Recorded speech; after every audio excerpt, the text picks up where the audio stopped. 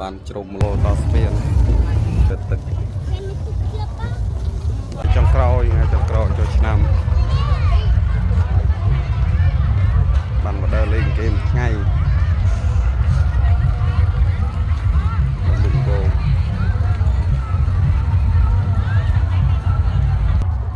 ឡើយចេញនឹងយុទ្ធការដើរលេងមួយថ្ងៃអង្គបងថ្ងៃចុងក្រោយសារថាអត់ស្រួលភ្នែកអង្គបងចឹងគឺយើងដើរលេងរាំងពិបាកដែរបាទឥឡូវគឺថាមនុស្សម្នាច្រើនណាស់បងប្អូនអើយទៅជុំវិញមុខប្រាសាទអង្គរវត្តឥឡូវទស្សនារូបភាពមួយច្រើនណាស់មនុស្សម្នាច្រើនមែនទេអានេះពូលមនុស្សអត់ទេបងឥឡូវយើងទៅទស្សនាចិត្ត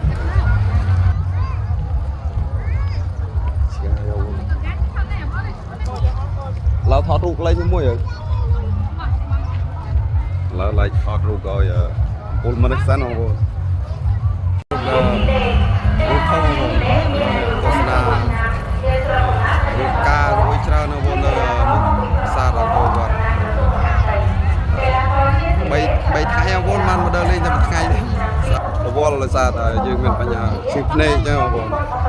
ឡើងថ្ងៃនេះក៏ត្នេឆ្លៀត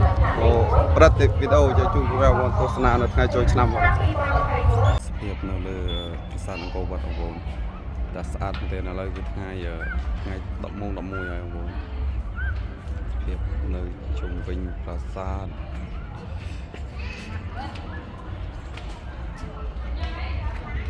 ស្អាតបងប្អូនអើយស្អាតណាស់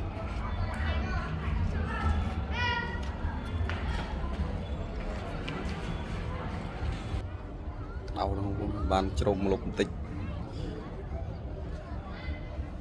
ស្ពាប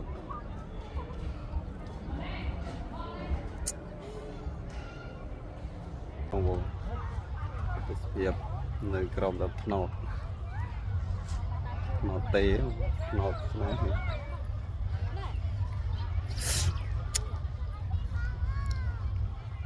ះពូផ្សារនៅខាងនោះឡើយយើងចុះមកដល់ក្រមហើយបងប្អូនយើងចាំចូលរួមទស្សនានៅពេលយើងដល់ស្ពានទាំងគ្នាផងដែរបាទមកចុះមកវិញបងប្អូនដល់ស្ពានទឹកហ៎ស្ពានអែត